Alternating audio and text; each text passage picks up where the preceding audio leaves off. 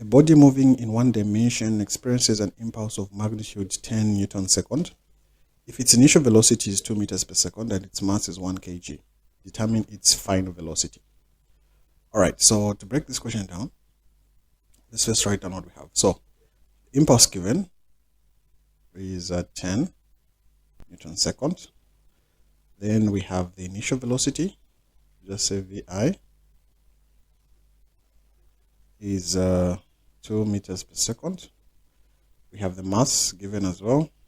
Mass is 1 kilogram. How do you determine the final velocity? First of all, it's important to note that, or to remember that impulse is the change in momentum. Now, momentum on itself is simply mass in motion.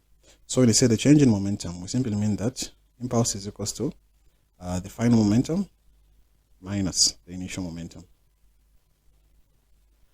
So impulse J is equals to the final momentum is simply mass times velocity final minus mass times velocity initial.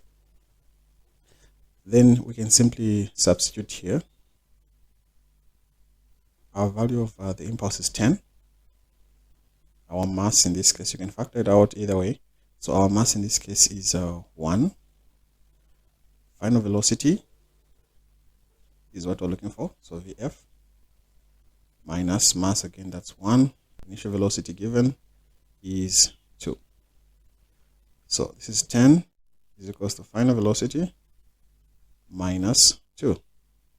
So 10 plus 2 is equals to the final velocity. So just like that, final velocity is equals to 12 meters per second.